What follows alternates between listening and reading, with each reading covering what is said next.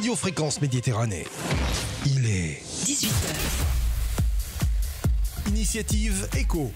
L'émission en partenariat avec Initiative Menton Riviera. Toutes les infos sur les financements et accompagnements des créateurs et repreneurs d'entreprises, l'actualité économique locale et nationale, infos, dispositifs, c'est un lundi par mois, 18h-19h. Fréquence Méditerranée. Initiative Éco, la promesse d'être à vos côtés à toutes les étapes de votre projet. À écouter sur Fréquence Méditerranée.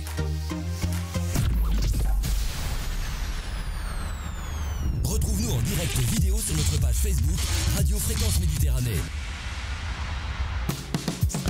Allez, bonsoir à toutes, bonsoir à tous, bienvenue sur Radio Fréquence Méditerranée, il est 18h, vous êtes dans Initiative Éco avec l'équipe qui m'accompagne comme d'habitude le troisième lundi du mois, je sais plus exactement. C'est ça mon cher, on est venu d'entendre sa voix, mais on démarre toujours par les dames mon cher. Bien par évidemment. la présidente d'Initiative Menton Riviera, Evelyne Servigny. Bonsoir Evelyne. Bonsoir Jean-Luc, bonsoir les auditeurs. Très content de te retrouver comme d'habitude. Oui. Le directeur d'Initiative Menton Riviera. Bonsoir Monsieur cher Cédric Jean-Luc, Hérisson, ça merci de nous recevoir et bonsoir à tous les auditeurs. Et nos invités ce soir, on va présenter donc Alexandre Boulanger, Bonsoir, ne rigolez bonsoir pas, qui est pâtissier.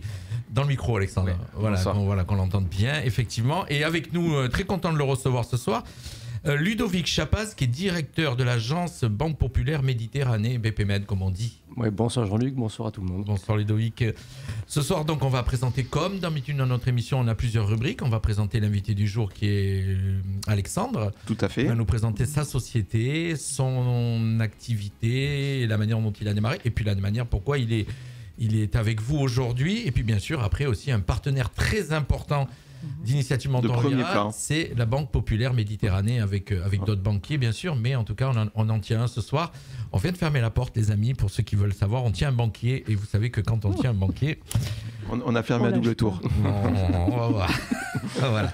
On est parti pour une petite 45 minutes d'émission ce soir, un petit peu plus court puisque vous savez que derrière ce soir on aura une nouvelle émission une émission habituelle de sport qui enchaînera derrière. Mais tout de suite notre invité Alexandre, ce jeune Alexandre, 35 ans Alexandre. C'est ça, exactement. Avec un des plus beaux métiers du monde, pâtissier. En tout cas, un métier qui représente bien la gastronomie française et le savoir-faire français. Et on est extrêmement heureux ce soir pour cette dernière de l'année, Jean-Luc, d'avoir à nos côtés Alexandre et Ludovic. Alors déjà Alexandre, moi je sais qu'avant qu'il parte, j'ai récupéré sa carte. Oui, ça y est. C'est toujours bien d'avoir une carte d'un pâtissier dans son porte-carte. Et surtout, à l'approche des fêtes de fin d'année, ça ne t'aura pas échappé que nous avions vraiment volontairement dédié cette émission à Alexandre. Ça m'avait échappé.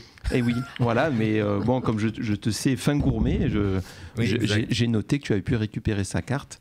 Et alors Alexandre, voilà, avec Evelyne, on est très heureux et très fiers de pouvoir l'avoir à nos côtés ce soir.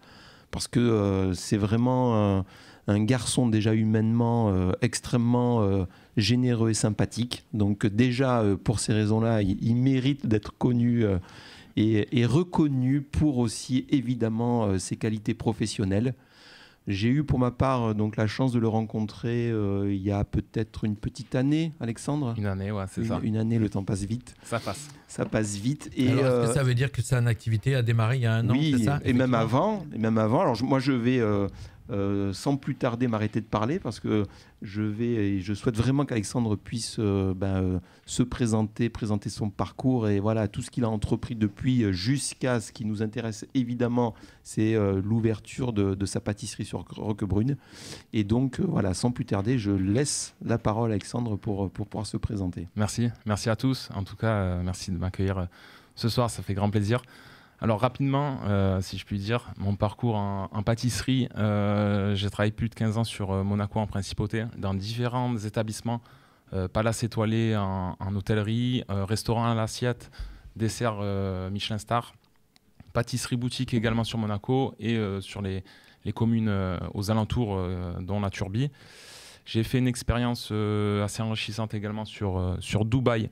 Sur Dubaï, chez un des meilleurs chefs pâtissiers du monde où j'étais sous-chef. Et à ce jour, en rentrant de Dubaï, là on était en fin de Covid, pas facile de rebondir, donc on a tous connu ça, mais on va arrêter de parler de ça. Donc en tout cas, toute cette activité, tout ce parcours, c'était une grande partie pendant le Covid aussi. Dubaï, j'étais sur le Covid, j'étais à Dubaï, ouais. J'étais à Dubaï et en rentrant de Dubaï, de mon expérience, j'ai créé un statut d'auto-entrepreneur pour faire du consulting dans les laboratoires professionnels en pâtisserie. Alors ça consistait en quoi, Alexandre? Alors, moi, j'étais appelé dans différents établissements, surtout en pâtisserie boutique à travers la France, pour former des équipes et des brigades dans des différentes mouvances, dans différents domaines, nouvelles pâtisseries, nouvelles cartes, nouvelles dynamiques. Et c'est vrai que je faisais énormément ça. On va rappeler quand même que, chers auditeurs, Alexandre, 35 ans. Hein. Donc déjà une sacrée carrière et déjà un sacré cursus derrière. 35 ans, c'est très jeune.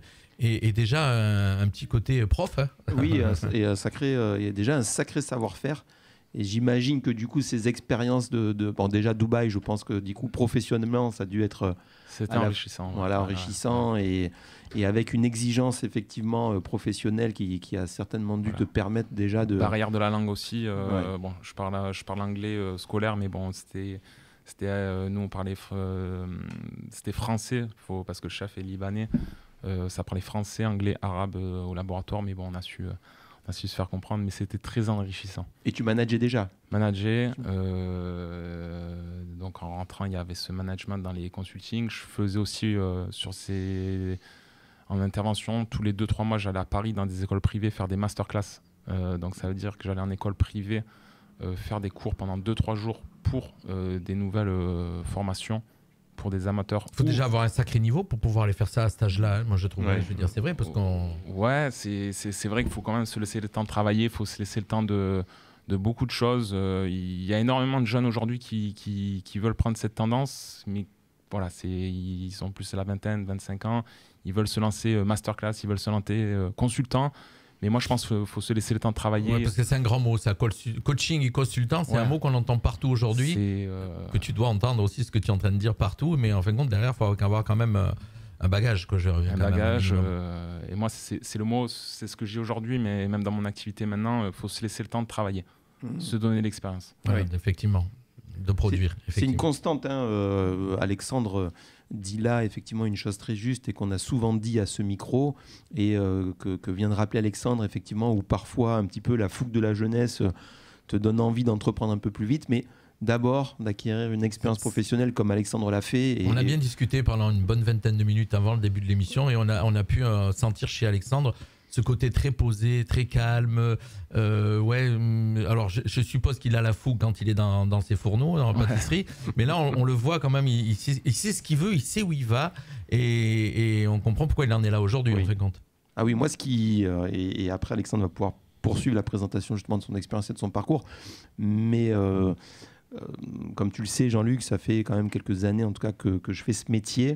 Et il y a certaines rencontres que tu fais où tu sens chez certaines personnes à la fois une passion et une motivation vraiment forte, mais qui est maîtrisée et qui te fait rencontrer quelqu'un d'assez particulier. Et moi, c'est ce que j'ai ressenti, je trouve, très vite chez Alexandre. Souvent, c'est ça ce que tu dis. On est passionné, on est fougueux quand on est passionné. On n'écoute pas des fois les conseils.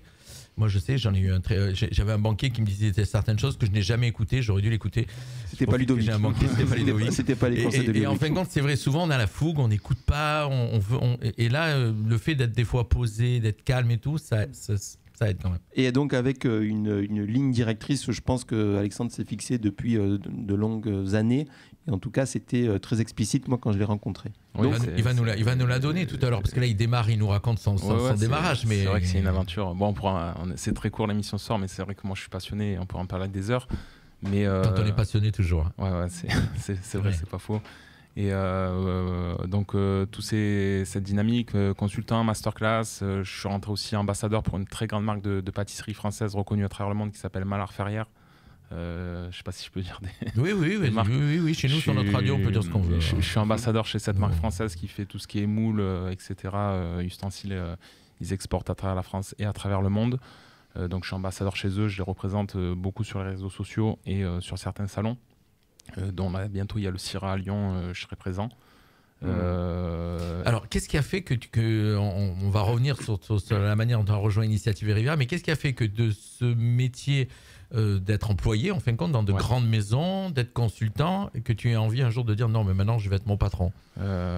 J'ai peut-être été indirectement pas poussé, ils m'ont pas poussé, mais c'est vrai que mon père était chef d'entreprise. Ah oui, d'accord. Donc tu as déjà cette petite fibre, tu as vu ce que c'était, quoi. Indirectement, dans mon fond intérieur, je pense que voilà, c'est le savoir sans le savoir, mais après... Puis je suis sûr qu'aux yeux de papa, il voulait lui montrer qu'il allait être aussi chef d'entreprise. Ouais, non, c'est... oui. Mais c'est vrai qu'il est fier de moi aujourd'hui, et c'est vrai que ça lui fait plaisir de voir... j'ai 2 autres frères qui font 2 autres choses différentes, mais... c'est vrai que voilà, c'était là en tant que chef d'entreprise, vraiment, ça lui fait plaisir. Il y a une filiation. Il y avait une filiation sur l'entrepreneuriat, et c'est vrai que souvent on le retrouve pour ceux qui ont connu dans leur entourage professionnel ou qui ont eu des parents entrepreneurs. Ça, tu le ressens, Ludovic. Je pense que tu as dû l'observer aussi. C'est un avantage aussi. Des fois. C'est un avantage, et puis être bon dans son métier, c'est une chose. Mais le statut de chef d'entreprise, c'est encore autre chose. Exact. Donc en fait, on peut être très très bon dans son métier, mais pas être un bon chef d'entreprise. Pas un bon chef d'entreprise. Et beaucoup de gens qui ont de très très beaux profils, de très très beaux projets, malheureusement, souvent par rapport à des problèmes d'accompagnement, finalement, le premier galop, il se passe pas bien par rapport à ça. Et c'est vrai que c'est pas la même chose d'être bon dans son métier et être chef d'entreprise. C'est une double casquette. Quand on a quelqu'un qui est passé comme les parents chefs d'entreprise, ça donne un petit peu des fois des conseils au niveau des bêtises, des erreurs à ne pas faire. Parce qu'ils y sont passés des fois sur certaines erreurs, effectivement. Je suis bien orienté, j'ai un noyau solide. C'est vrai que ça soit côté de mon père ou mon épouse qui m'aide énormément dans mon activité aujourd'hui. Après, j'ai mon cabinet comptable qui est super. On a compris ce que le métier de la femme, donc si j'ai bien compris, son épouse. Voilà. Non, après, moi, comme je dis, il n'y a pas de grands hommes sans c'est beau. Sans une belle femme par derrière qui est là pour épauler. C'est beau, ça. C'est vrai. Vous avez entendu. J'ai cette chance. Ma famille est derrière moi aussi, mais c'est vrai que mon épouse m'épaule énormément, et c'est vrai que dans les moments difficiles, ça fait plaisir, quoi. Voilà, c'est un petit clin d'œil, une petite dédicace quand elle va réécouter l'interview, on pourra dire il a pensé à elle. Alors, il y a eu la partie, bien sûr, donc toute cette partie d'histoire d'Alexandre. Et le jour où tu as décidé, comment tu as décidé de basculer, de dire voilà, maintenant j'y vais, je vais être chef d'entreprise. Comment ça s'est fait ce passage? Après tout ce côté professionnel en tant que salarié, moi je voulais plus trop être. Je suis pas un rebelle, hein, je suis quelqu'un de très simple, très familier, mais je voulais plus travailler pour une personne, je voulais plus être managé, je supportais plus c'est souvent ce qu'on entend. L'autorité. C'était une sorte d'autorité hiérarchique que je n'arrivais plus, et je voulais de moi-même avancer, et je me sentais au fond de moi, malgré tout, au fond de moi, je sentais cette envie de passer ce cap, avancer. Et tout le monde me disait fais attention, ça va être très dur. Faut des épaules, l'entrepreneuriat, c'est pas prendre à la rigolade, c'est pas simple. C'est 7 sur 7. C'est ce qu'on entend souvent, ce qu'il vient de dire tout à l'heure, il avait plus envie d'être commandé. Alors dans tout ce qui est métier de grands restaurants, métier de grande pâtisserie, il y a quand même une hiérarchie derrière qui est très dure. En fin de compte, moi j'ai souvent vu des émissions là-dessus. En fin de compte, quand tu regardes, les chefs, ils sont pas sympas avec les gens qui sont dans les cuisines des fois. C'est ça peut-être aussi qui a. Ouais, je donnerai pas de nom. Après, non, mais aujourd'hui, moi j'ai assez regardé d'émissions comme ça pour regarder, pour voir les chefs. Pour faire un résumé, pas cool, quoi. J'ai eu des bonnes expériences, des très très bonnes expériences qui m'ont fait évoluer, et j'ai eu comme beaucoup de monde sûrement, des mauvaises expériences qui m'ont fait évoluer également. On apprend dans la difficulté. Si on n'a que des bonnes expériences, faut pas croire qu'on va bien évoluer. C'est bénéfique, certes, mais on apprend dans la difficulté, encore une fois. Il y a certaines expériences qui se sont pas très bien passées, et dans ces autorités, ça fait que moi, je n'acceptais plus tout ça. D'accord, on va rappeler à nos auditeurs, puisque là il est déjà 18h, presque 15, qui est avec nous ce soir, parce que vous écoutez Alexandre parler. On vous parle de pâtisserie, les amis, donc voilà, un très très grand pâtisserie haut de gamme qui était avec nous, qui vient de s'installer sur Roquebrune. Et là, maintenant, on va découvrir comment s'est passée l'installation. Parce que là, le jour où il a décidé de basculer donc de toute cette partie où il était, lui, salarié, il était consultant, et de basculer, devenir chef d'entreprise, il a fallu prendre une décision. Il a fallu aller certainement trouver de l'argent, trouver un local. Trouver le local. Le plus dur, c'est trouver le local. Ensuite, une fois qu'on a trouvé son local, faut aller démarcher certaines banques. Et aujourd'hui, c'est vrai que j'ai eu cette chance que M. Chapaz, BPMed,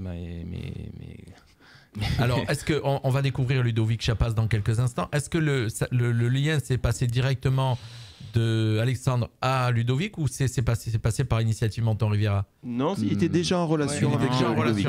D'accord. Je n'étais pas au courant que BPMed travaillait avec Initiative. D'accord. C'est vrai que c'est peut-être alors c'est Ludovic qui a fait peut-être le rapport aussi, qui a fait le lien. C'est moi, ça. J'ai pris l'habitude, à chaque fois que j'ai un créateur, un porteur de projet, un créateur d'entreprise, systématiquement de l'orienter sur Initiative, parce qu'on est extrêmement complémentaires. Initiative permet de cadrer le projet, de le mettre sur papier et d'éviter à ce que le porteur de projet loupe des étapes, loupe des éléments qui sont parfois extrêmement importants et qui peuvent faire capoter tout le projet. Et puis surtout, Initiative Menton Riviera, souvent ce qu'ils font grâce à leurs équipes, ils dégrossissent un petit peu le personnage aussi, le projet. Parce que on peut arriver à la banque, avoir un très beau projet, mais peut-être que la personne, effectivement, n'est pas apte à le tenir. Et eux, ils ont l'expertise pour ça aussi, Initiative Menton Riviera. Oui, mais alors, dans le cas particulier, et Ludovic, effectivement, a extrêmement bien résumé la situation et le positionnement d'Initiative Menton Riviera. Mais alors, dans le cas particulier, en plus d'Alexandre, c'est vrai que pour nous, c'était comment dirais-je, une pépite, comme j'ai coutume de le dire. Il avait un gros bagage. Voilà, c'est-à-dire qu'on avait en plus la chance avec Alexandre d'avoir quand même de suite un profil entrepreneurial quand même bien avancé. En plus, on était sur comment dirais-je, le réseau a très bien fonctionné parce qu'il est accompagné par Madame Gisard, qui est expert comptable, également membre d'Initiative Menton Riviera.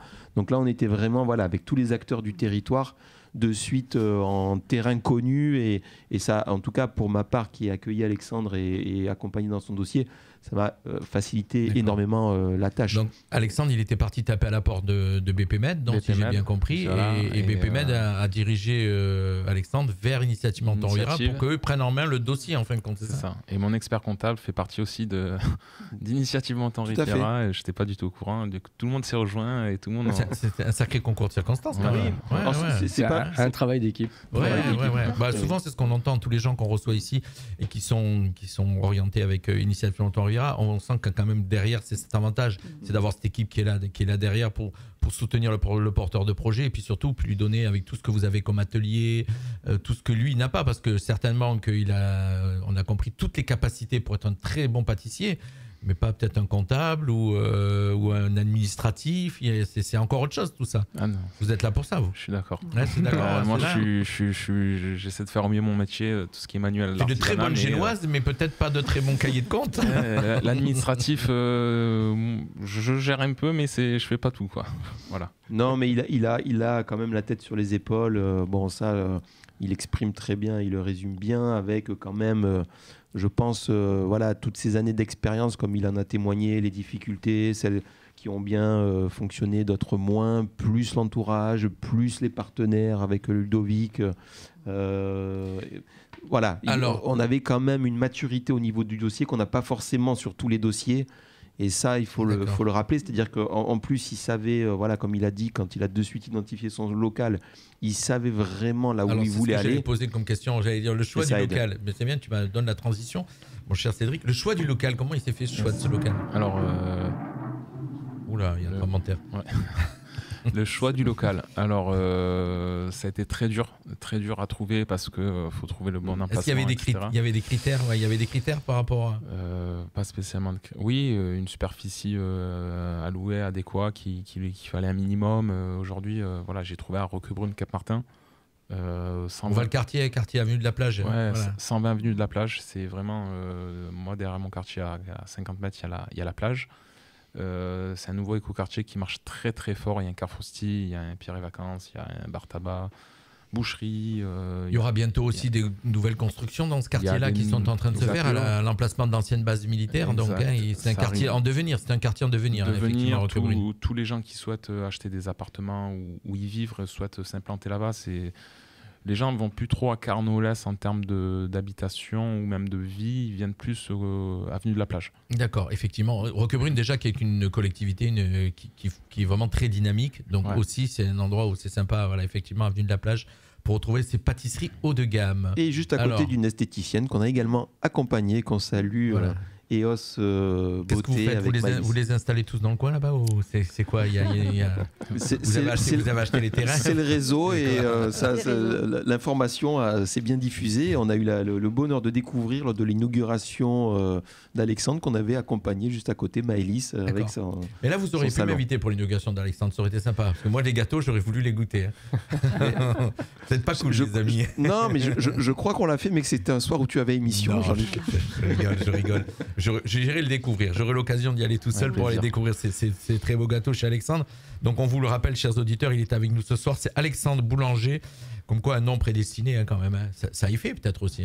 Peut-être. Voilà. Je sais pas. Et on dit que les noms de famille à l'époque, Boulanger, c'est parce que c'était Boulanger. C'est vrai, il y a des histoires de noms comme ça. Oui, Servini, par exemple, elle était servante. Je sais pas.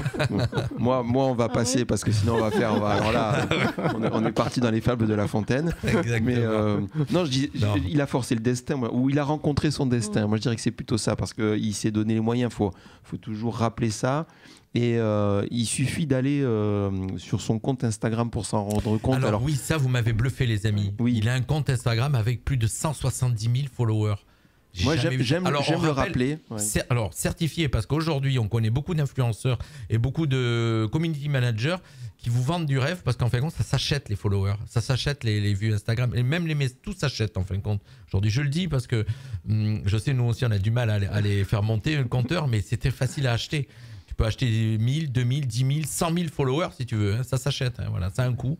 Pour ceux qui ne le savent pas, je vous le dis, ça s'achète. Certifié, authentique. Il n'y a pas des robots achetés, il n'y a rien du tout. C'est vraiment du travail de longue haleine. Et sur mon compte Instagram, professionnel Alexandre Boulanger, je retransmets à fond ma passion. Je fais des vidéos, énormément de vidéos. Alors, il va bouffer dans quelques temps, les amis. Je vous le dis, écoutez bien, vous en connaissez un. Moi, je vais dire son nom, parce qu'on en a parlé tout à l'heure. C'est Cédric Grolet qui est truc. Mais en fin de compte, il a en ligne de mire.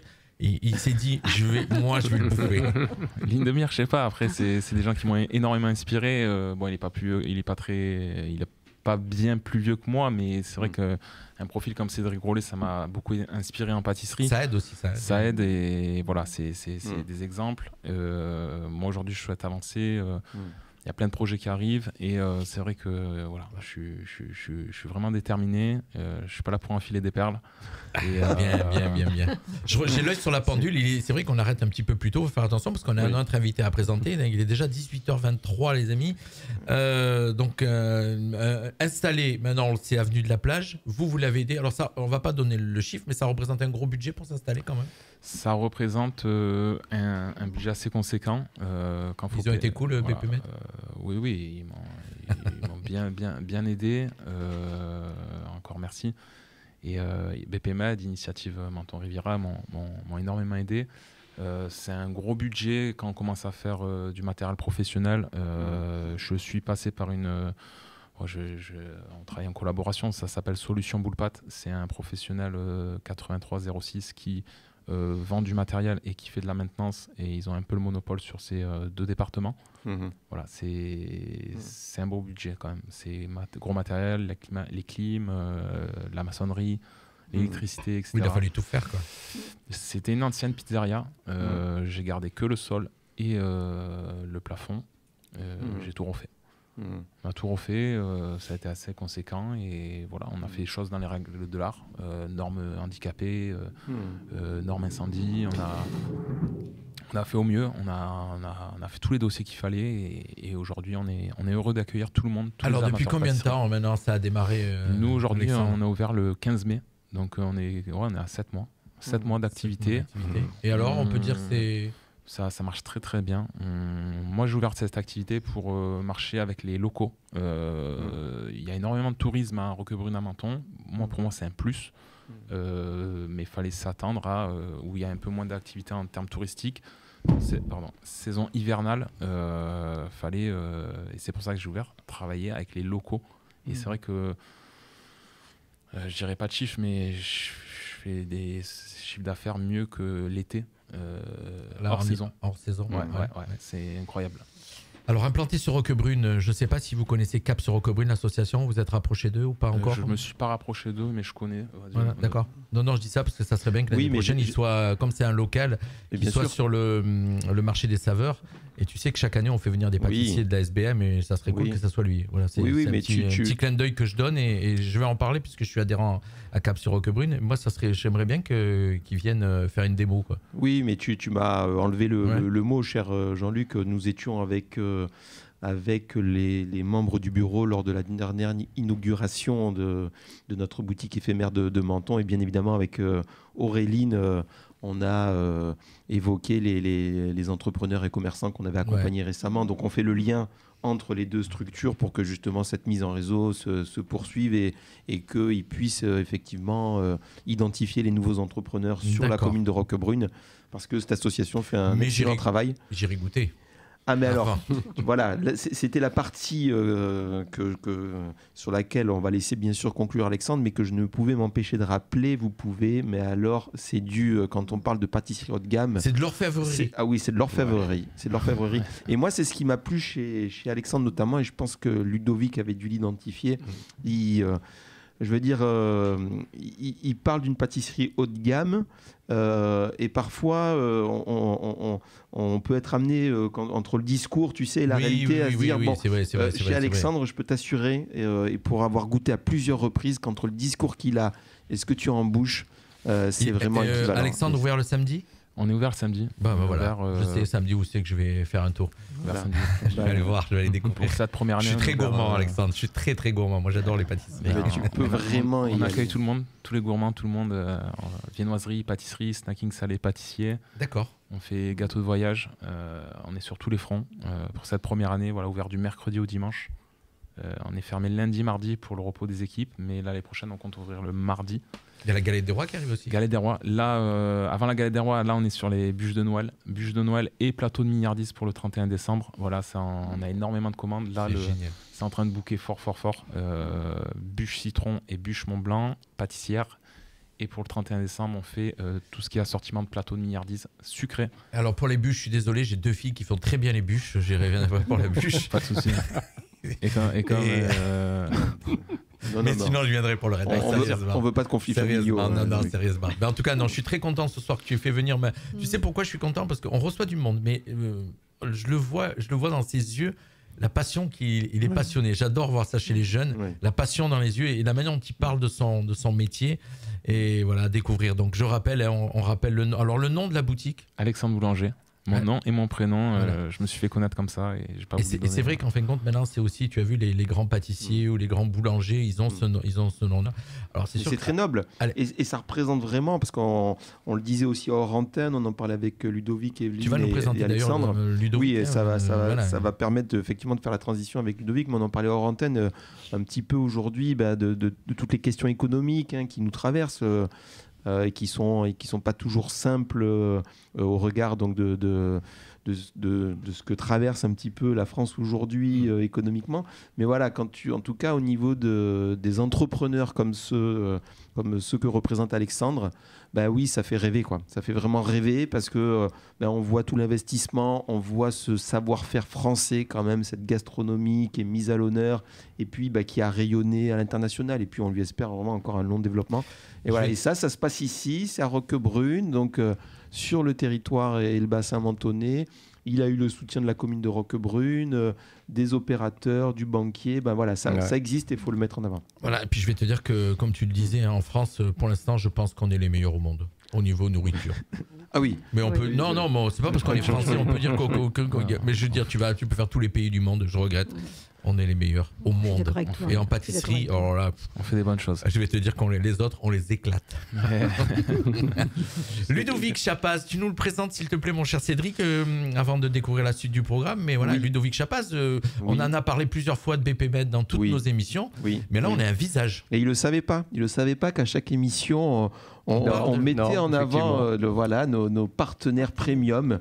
Et on a la chance d'avoir un partenaire premium en la personne de Ludovic, qui nous suit maintenant depuis de longues années et grâce à qui on a un soutien chaque année qui est reconduit. Parce que Ludovic, à chaque fois, fait remonter le partenariat auprès de la BPMed. Alors, on va rappeler Ludovic Chapaz, directeur de Banque Populaire Méditerranée, donc, qui est rue Félix Faure. Félix Faure. Félix Faure, oui, tout à fait. Oui, effectivement, la Banque Populaire Méditerranée est partenaire d'Initiative depuis une vingtaine d'années.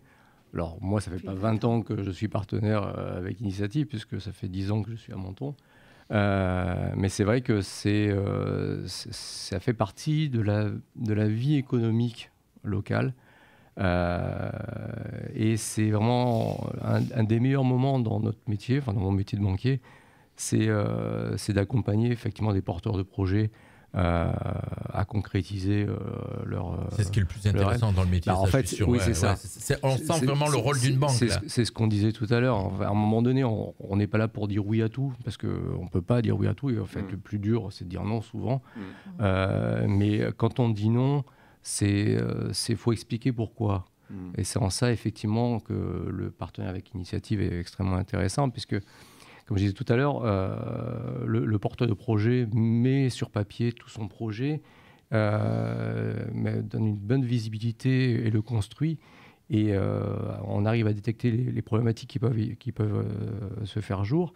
Et du coup, on peut apporter des solutions. C'est-à-dire qu'en fait, on identifie les problématiques en amont pour permettre de corriger tout ça et donner le maximum de chances à ce que les projets réussissent. D'accord. Alors, je suppose qu'il y a des, pardon Ludovic, je suppose qu'il y a des équipes à la Banque Populaire qui sont là aussi pour contrôler les dossiers, voir si le projet. Alors, la chance que nous avons nous ici, enfin au niveau de la Banque Populaire, c'est que on arrive à décider. Alors, en très très local. Tout le monde ne passe pas par Initiative Menton Riviera. Vous avez des décisions qui sont internes. Non, bien sûr, bien sûr. Avec certainement des plus gros projets. Disons qu'à partir du moment où un dossier est bien ficelé, de toute façon, à un moment donné, un dossier qui tient la route, il va être validé par Initiative, tout comme il sera validé par nous. Voilà. Donc ça c'est pas un problème. La force que nous avons, nous, c'est que la décision de crédit se fait avec jusqu'à des montants relativement importants. En local, quand j'ai un local, c'est sur Menton. Et au pire... Un exemple, par exemple, on peut dire jusqu'à quel endroit vous avez le droit de décider 75 000, 100 000 plus plus, on peut, en ce qui me concerne, je peux aller sur des dossiers qui peuvent monter jusqu'à 200 000, 250 000. D'accord, ok, voilà. Donc, c'est le pouvoir ici de Après, BPMed. c'est toute la difficulté de la chose, c'est aussi de bien juger le dossier. Bien cibler le dossier, ouais. Et quand bien même les dossiers plus importants, comme nous sommes banque régionale, le siège décisionnaire ultime, c'est Nice. Donc en fait, la connaissance du tissu local, elle est là. Et c'est extrêmement intéressant de savoir que les gens qui décident in fine sont des gens qui sont du local, qui connaissent la région. Et c'est extrêmement important. Alors quand Alexandre est venu vers vous, Ludovic, et que vous l'avez dirigé, pour quelle raison vous l'avez dirigé vers Initiative et que vous ne l'avez pas pris en main dès le départ ? Parce qu'en fait, je crois réellement à ce partenariat avec Initiative. C'est dans la construction d'un projet. Moi, dans l'analyse que je peux faire ou que mes équipes font, on va balayer un certain nombre de choses, mais on peut passer à côté de certaines choses. Et on est extrêmement complémentaires, en fait. On est extrêmement complémentaires parce que le dossier Initiative, vous avez une étude de marché, vous avez une vision beaucoup plus globale de la chose. Nous, on va rester sur un profil de porteur de projet sur son CV, à un moment donné, c'est ça, la faisabilité financière, mais il y a plein d'autres éléments que vont repérer ce que je disais tout à l'heure au début, quand les équipes de Cédric. Donc du coup, c'est vrai que c'est extrêmement complémentaire. Et puis ils passent peut-être un petit peu plus de temps avec la personne, avec des ateliers dans les bureaux. Voilà, ils ont autre chose que des fois le banquier il a moins le temps de passer. On a un peu moins de temps, effectivement, ce qui est normal. Je rejoins vraiment Ludovic sur le partenariat gagnant-gagnant. Alors ça me permet également de remercier bien sûr nos équipes. Donc comme tu le sais Jean-Luc, on essaie de le faire avec Evelyne à chaque émission. Donc Nathalie Otto, notre chargée d'accueil. Voilà, que j'embrasse Nathalie. À Thomas Fonseca aussi qui nous regarde régulièrement. Lui c'est un fidèle de l'émission. Voilà, avec Nathalie qui donc du coup a toujours ce sourire au quotidien pour accueillir nos entrepreneurs et je la remercie pour cela. Mathieu Poli, donc chef de projet, et Christophe Rizzi qui est chargé de back-office. Donc lui, il gère plutôt la partie...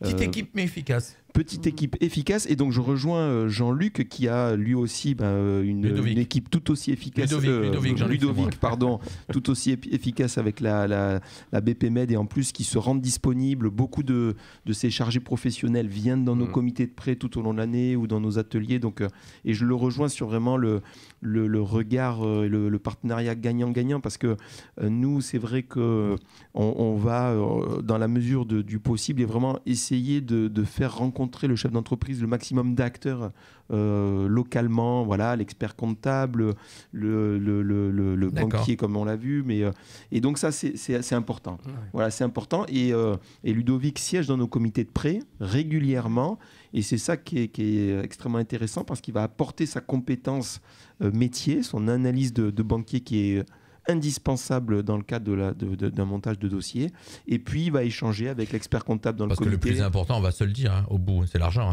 Je veux dire, quand tu as un projet, c'est le nerf de la guerre. Tu peux avoir la meilleure volonté du monde, et il aurait pu être le meilleur pâtissier du monde, si pas derrière un banquier qui finance l'achat de ses machines, ou alors il faut avoir l'argent. Cela dit, le porteur de projet est quand même l'élément essentiel dans la réussite. Oui, non, mais je veux dire que on peut avoir les plus belles idées du monde, si derrière il n'y a personne qui finance, ou alors on a déjà l'argent. Mais le financement se fait avec le porteur de projet. Effectivement, on a un ce soir qui...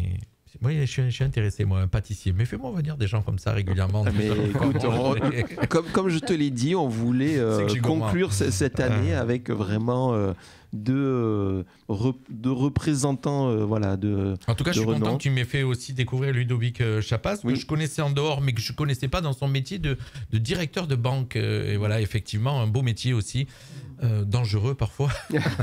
Et il y a un point aussi très important à dire de Ludovic, et je pense que c'est important de le souligner, c'est que quand il est en comité de prêt, il est extrêmement bienveillant. Comme beaucoup de nos membres de comité de prêt, comme Evelyne qui préside un comité de prêt. Et il a l'intelligence lorsqu'il est dans nos comités de prêt, d'apporter sa compétence métier, parce que faut connaître les chiffres, analyser les chiffres, un compte de résultat, un bilan, etc. Ça, faut être spécialiste. Mais il sait aussi, comme il vient de le dire, reconnaître les qualités humaines, donner, je dirais, la chance à l'entrepreneur en fonction du dossier. Et donc toute cette bienveillance, Ludovic, il incarne. Il a également fait des ateliers au sein d'Initiative Menton Riviera pour savoir quels sont un petit peu le discours qu'il faut avoir pour parler à son banquier. Donc, et pour tout cela, je l'en remercie parce qu'il est à nos côtés de longues années. Il explique comment il faut parler à un banquier. Ça, c'est vraiment important, c'est très important. Savoir comment il faut savoir brosser un banquier dans le sens du poil. C'est ça, en fin de compte, le thème de l'atelier. Brosser. On va écouter la voix. Qu'est-ce que ça vous dit d'écouter un petit peu la voix d'Evelyne Cervelli? Parce qu'on ne l'a pas entendue depuis le début. Je voudrais qu'on l'entende. Ce soir, j'ai pas grand-chose à te dire. Mais ce soir, Evelyne, tu voulais nous faire un zoom sur l'activité de la boutique éphémère qui a redémarré? Sur la boutique éphémère. Donc, en ce moment, on a la chance d'avoir les 3 boutiques qui sont ouvertes. Alors, 3 boutiques, on va rappeler celle qui est aux Sablettes. Alors, Menton, donc on a les éparpillés qui sont là jusqu'au 5 janvier. On a Beau Soleil. Beau Soleil, donc elle a été vidée hier et re-remplie aujourd'hui avec une nouvelle personne, Barbara. Il n'y a qu'une personne à Beau Soleil? Oui, d'accord. On prend tout parce qu'elle fait en fait de la fabrication d'habits femmes, accessoires, bijoux complets. Voilà. D'accord. Et après, sur Sainte-Agnès, on a ouvert également le week-end. Ah oui, c'est une nouvelle boutique que vous avez inaugurée il n'y a pas longtemps. C'est une petite boutique. Voilà. Donc, il y a un artiste peintre, Yvan, et une Martha qui fait de la broderie. D'accord. Voilà. C'est les activités. Donc, les éparpillés que j'ai vus sur le marché de Noël de Roquebrune, ils étaient là, effectivement, ce week-end, ce samedi. Oui. Donc, Venise, Béatrice, Rachel. Voilà, il y en avait 2. Moi, j'en ai vu 2. En tout cas, c'est vrai que il faut faire travailler les locaux. Moi, je suis toujours à dire faire travailler les locaux. Voilà, comme je dis, monsieur Jeff Bezos, il n'a pas besoin de nous. Donc petit clin d'œil, hein, donc bon, encore il vend pas de la pâtisserie, heureusement qu'il vend pas de la pâtisserie sur internet, mais bon, en tout cas c'est le petit clin d'œil, faire travailler les locaux bien sûr dans ce qu'on peut faire ici, hein, bien sûr, hein, il y a des choses qu'on vous trouverez pas et que vous allez malheureusement, c'est incontournable, mais en tout cas faire travailler le locaux le maximum. Les locaux font travailler les banques d'ici, et les banques d'ici font travailler les locaux, donc c'est vraiment un écosystème. Un cercle vertueux. Effectivement. Exactement. Cédric. Oui, et juste pour on va après. Alors tu voulais dire quelque chose avant les chiffres? Non, tu veux? Non, mais juste rappeler quand même que le fait d'avoir les 3 boutiques éphémères ouvertes actuellement, c'est un gros travail que réalise la présidente. Et donc avec la possibilité à ces artisans d'exposer leurs produits et savoir-faire, et on en est extrêmement heureux. Voilà, parce que derrière, c'est quand même aussi tout un travail de sourcing, de pouvoir organiser effectivement les sessions, d'articuler ces sessions au cours de l'année en fonction des disponibilités. Et donc, effectivement, merci Evelyne pour le travail qu'elle réalise au sein de ces boutiques. Oui. Dernière émission de l'année. Émission de l'année. De 2024. Dernière émission de 2024. Est-ce que vous aussi, vous arrêtez vos chiffres en 2024 ou... Parce que comme toute entité économique et non pas en radio, parce que nous en radio c'est de septembre à juin, fin juin. Oui, après selon nous. Mais vous, les spécificités. Voilà. Nous on arrête pendant très longtemps, on a arrêté notre bilan au mois de septembre. Au bout heureusement, on a eu la bonne idée à un moment de le caler sur l'année civile, parce que en termes de stats, ça devenait quand même très compliqué. On en est où là? Alors vas-y. Alors donc chiffres, on voulait rappeler quand même brièvement un petit peu l'année 2024, et à travers ces chiffres, ça va permettre de rappeler quand même quelques éléments, surtout en ces temps, encore une fois, de conjoncture économique compliquée, parce qu'il faut quand même rappeler même si on n'en a pas parlé, mais tout ce qui s'est passé effectivement ces derniers temps, et on n'est pas sorti de l'auberge, on va se le dire carrément. Donc vu qu'on a été encore dégradé au niveau notes par une gentille agence qui s'appelle Moody's, donc on sait que c'est un petit peu chaud en ce moment. Je parle sous le contrôle du banquier, mais j'ai cru comprendre qu'elle avait aligné sa note sur celle des autres agences de notation. Il y a au moins une cohérence de ce côté-là. Ouais.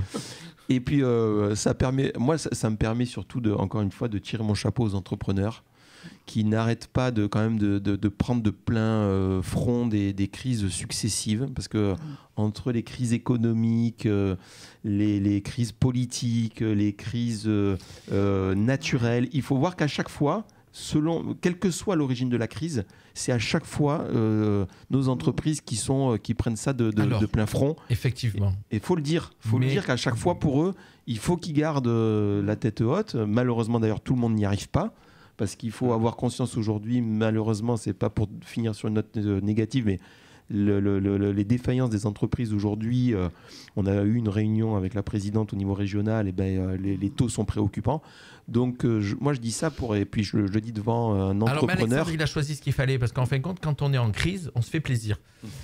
Il a choisi un métier où on se fait plaisir, il faut le savoir ça. Effectivement, non, mais quand tu es dans une période de crise, à un moment donné, tu te dis il faut se faire plaisir. Tu passes devant une pâtisserie, tu vois de beaux gâteaux, tu fais plaisir. Donc il a pris Alexandre, il a pris un bon créneau.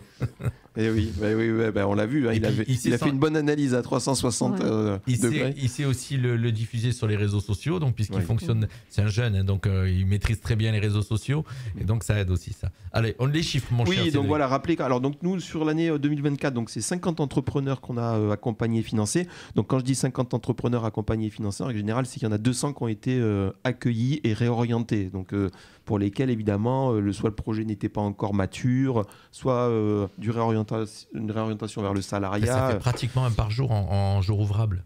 Eh oui, hein, ça fait du monde quand même sur l'année, mais bon, après, c'est lycée. Hein. Vous travaillez quand même. Oui, un petit peu quand même. Hein. Je vais pas surtout à 4. Hein. Après, vas-y, pardon. C'est 80 emplois créés ou maintenus donc, sur le territoire de la CARF. En termes de montant de prêts d'honneur qui ont été octroyés, c'est 439 512 € pour être précis. Donc depuis les 2 décennies, on est à 7 millions d'euros et 439 000 euros pour cette année. Avec les banques derrière. Et donc avec les banques, et c'est ce que je voulais rappeler aussi, puisque on entend beaucoup de choses aussi sur les banquiers. Mais il ne faut pas oublier qu'en l'occurrence, comme on l'a dit, quand il y a quelque chose à financer, c'est vers eux qu'on se tourne, y compris pour l'entrepreneuriat. Et donc dans le cas des partenariats qu'on a évoqués, nous, sur l'année 2024, c'est 3 millions d'euros de prêts bancaires qui ont été abondés aux entrepreneurs qu'on a accompagnés. Donc un effet levier quand même de 13 points entre les prêts d'honneur que nous faisons et le banquier. C'est tout ça pour dire à quel point ce banquier est important, à quel point, il faut le dire, ils font leur job. Voilà, alors les banquiers, on va rappeler les banquiers ce soir, on en a avec nous, mais il y en a d'autres. Oui, nous on a 4 partenaires bancaires, Crédit Mutuel, Caisse d'épargne, Crédit Agricole et BP Med. Donc non, les banquiers ne vendent pas que des téléphones, c'est faux. Ils font leur métier. Alors, voilà. C'est ce que tu vois, tu m'as tendu la perche. Parce exactement. Que c'est ce que j'allais dire. Moi j'adore les banquiers qui font leur travail, comme il disait tout à l'heure, c'était le cœur du métier, ce qu'il aimait faire Ludovic. Mais c'est vrai que moi souvent ça m'est arrivé de dire à mon banquier, mais quand il m'appelle pour les assurances ou pour les téléphones, je dis mais vous n'êtes pas là pour ça. Occupez-vous de mon compte pour faire le truc, mais du téléphone, je sais faire et de l'assurance, je sais me débrouiller. Nous, ceux qu'on a et qui représentent la grosse majorité, évidemment, c'est bien ça. Ils font bien leur métier et ils sont à nos côtés et les chiffres le prouvent. Donc sur l'année 2024, cet abondement, ça a permis que quand la collectivité donne 1 euro, nous, on en redistribue 4. Donc, on a vraiment un effet de levier. Et donc, du coup, pour les citoyens que nous sommes et les impôts que nous payons, voilà, ça fait un effet multiplicateur de 4 pour le territoire. Et donc, ça participe toujours à cet écosystème. Donc, la CARF. La CARF en premier lieu localement, évidemment, qui est notre partenaire premium. Et puis après, la région sud. Et encore un peu plus haut, l'État, et au-dessus de l'État, l'Europe. D'accord, donc c'est eux qui abondent financièrement le réseau Initiative. Tout à fait. Et qui vous permettent de redistribuer cet argent. Tout à fait. Et derrière, les banquiers font le complément. À cela, il faut quand même noter que quand aujourd'hui, ce qu'on appelle nous notre fonds de prêt, notre budget d'intervention, celui-là est autofinancé. 20 ans en arrière, la collectivité a abondé 30 000 euros. Aujourd'hui, c'est 500 000 euros, entre 400 et 500 000 euros redistribués chaque année, autofinancés. Ça, la collectivité n'abonde plus sur ce fonds d'intervention. Donc, c'est pour dire à quel point, là aussi, l'outil est vertueux. Et puis, en termes d'animation, c'est 45 ateliers et manifestations sur l'année 2024 et 215 participants à ces ateliers. Donc ça, c'est ce sur quoi on veut mettre encore plus l'accent aussi en 2025 pour tout ce qui est le club initiative et donc auquel participe par exemple Ludovic quand il fait les rendez-vous experts, donc c'est-à-dire qu'il vient bénévolement sur une journée de travail apporter son savoir, ses compétences. Et donc tout ça, ça sera reconduit en 2025 si vous voulez bien. On va terminer avec Alexandre. Juste une question pour Ludovic. Est-ce que c'est le seul banquier qui vient ou les autres viennent aussi ? Non, tous les banquiers. Tous. Il est génial, il les a pas balancés. Non, bien sûr que non. Je rigole. Mais Ludovic est très assidu. Voilà, effectivement. En tout cas, moi je suis très content d'avoir reçu Ludovic Chapas ce soir, directeur de la Banque Populaire Méditerranée. Merci. Et puis moi je voulais qu'on termine. Merci en tout cas vous pour avoir terminé cette année avec moi. Cette année, on n'a pas terminé l'année au niveau radio, mais en tout cas, la prochaine fois on se verra, c'est pour se souhaiter bonne année. Boire un verre ensemble, n'est-ce pas, ma chère Evelyne ? Et c'est nous qui te remercions. On aura la galette de rentrée. On aura la galette de rentrée. Mais moi, ce que j'aurais voulu terminer avec Alexandre, c'est donc je rappelle à nos auditeurs, Alexandre Boulanger, donc chef pâtissier haut de gamme, avec chef pâtissier en tout cas, il a sa pâtisserie haut de gamme. Ça s'appelle Alexandre Boulanger. C'est au 120 avenue de la Plage à Roquebrune. Les projets ? Mes projets, pas mal de choses qui vont venir. Après, c'est info un peu tôt, je sais pas, mais on souhaite avancer sur le milieu de la boulangerie, faire du vrai pain. Voilà. Aujourd'hui, on propose tout, pâtisserie, viennoiserie, snacking salé, gâteau de voyage, mais on souhaite avant la saison d'été 2025 vraiment se mettre sur la boulangerie. D'accord. Et proposer du vrai pain comme il n'y a plus trop, surtout dans le secteur.